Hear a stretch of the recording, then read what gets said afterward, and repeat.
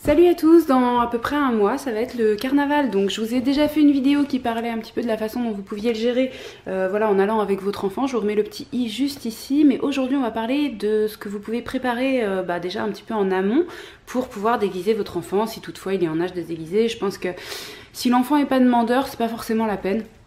Mais si l'enfant commence à s'intéresser au déguisement, donc en général vers à peu près 4 ans, ça commence à devenir sympa. Et si vous avez une fratrie, comme c'est le cas chez moi, je sais qu'en déguisant le plus grand, je vais avoir le plus petit qui va vouloir le faire aussi. Donc j'ai des idées très très simples à partager avec vous dans cette vidéo pour pas investir vraiment trop, pour pas trop se prendre la tête, mais pour quand même voilà, pouvoir anticiper les choses avec peut-être une petite réflexion. Donc voilà, j'espère que ça va vous inspirer comme d'habitude. On commence avec le maquillage. J'ai regardé ce qu'il y avait en maquillage bio et je suis retombée beaucoup sur la marque Namaki, N-A-M-A-K-I. Il y a des gens, je ne l'ai pas testé, donc je peux pas vous donner mon avis, mais il y a des gens apparemment qui regrettent que ce soit du maquillage qui n'est pas très vif, qui ne tient pas forcément longtemps. Je trouve ça assez logique si c'est pas plein de produits chimiques, que les couleurs puissent être un peu ternes et que le maquillage puisse s'enlever facilement. Je trouve que c'est plutôt un point positif, moi, que le maquillage s'enlève facilement, parce qu'il faut toujours penser quand on met du maquillage qu'il va falloir l'enlever et que ça va peut-être pas être très drôle pour l'enfant si ça part pas facilement. Donc moi, si je devais en acheter, je me tournerais plutôt vers cette marque-là, mais comme je vous ai dit, je n'ai pas testé, donc je ne vous recommande pas non plus cette marque-là précisément. Je voulais juste vous dire qu'elle existe et que ça peut être bien de s'interroger sur les compositions. Composition aussi de démaquillant qui peut être intéressante à réfléchir. Perso, j'utilise de l'huile de coco quand c'est nécessaire et du coup, c'est vraiment complètement naturel. Sachez que ça marche très très bien. Si vous avez d'autres astuces à ce niveau-là, n'hésitez pas à le faire juste en dessous dans les commentaires là. C'est toujours intéressant. Au niveau du maquillage en lui-même, une fois que vous l'avez, qu'est-ce que vous pouvez en faire? Je pense que c'est bien de rester sur quelque chose d'assez basique. Si vous n'êtes pas un professionnel du truc, vous pouvez faire des cicatrices, c'est très simple à faire. Vous pouvez faire un masque qui va aller là comme ça autour des yeux et puis que vous allez pouvoir colorier par exemple tout en noir ou je ne sais pas n'importe quoi pour faire un masque de super-héros.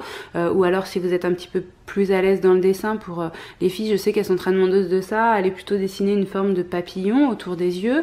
Vous pouvez aussi dessiner des grands ronds là autour des yeux pour faire un peu les clowns avec un petit nez rouge. Tout de suite on peut même faire aussi le tour de la bouche. Ça se reconnaît assez vite comme déguisement. On peut partir dans les couleurs noir et blanc pour faire le Pierrot. Voilà, on peut qu'est-ce que j'avais noté d'autre? On peut mettre un petit peu de couleur noire sur le nez et puis des moustaches, alors pas forcément noires. On peut faire un chat rose aussi pour faire un chat, pour faire un tigre, voilà, n'importe quel félin. Mais c'est vrai que souvent quand on fait juste les moustaches on pense plutôt à un chat. On peut faire aussi pour les garçons des petites moustaches, même pour les filles, enfin voilà, chacun fait comme il veut. Une petite barbichette, n'importe, ça dépend du personnage que vous voulez, que votre enfant en tout cas a envie d'avoir comme représentation. Mais voilà, avec ces petites idées vous avez quand même des petites choses très simples à faire.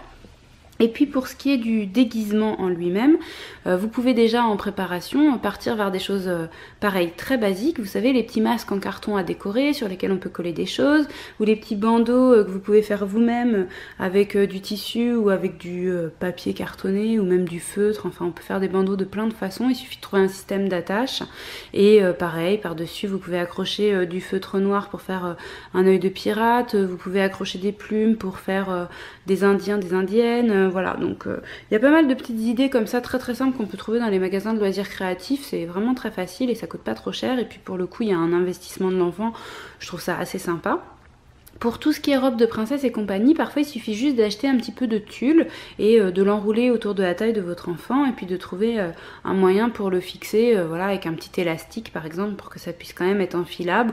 Ou alors le jour J, on le met, on l'accroche vraiment bien avec voilà, quelque chose qui sera pas du tout élastique, qui bougera pas. Et puis après un fil par exemple.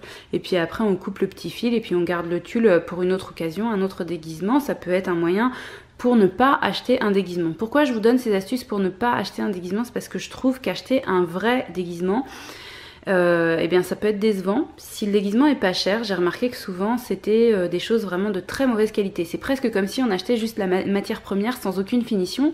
Donc je me dis à ce moment-là, autant acheter la matière première, ça coûte moins cher.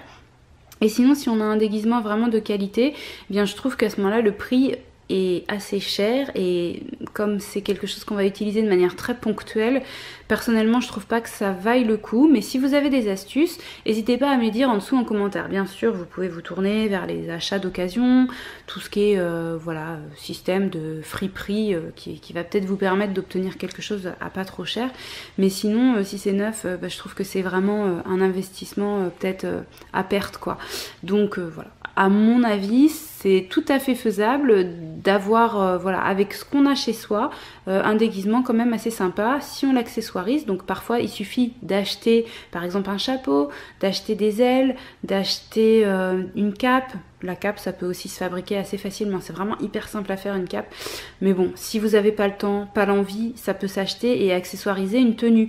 Ou sinon, vous achetez effectivement, si vous n'avez pas les vêtements qu'il faut, les vêtements de la couleur dont vous avez besoin pour que ça corresponde au personnage que vous voulez faire, mais c'est des vêtements qui, hors déguisement, peuvent aussi se porter.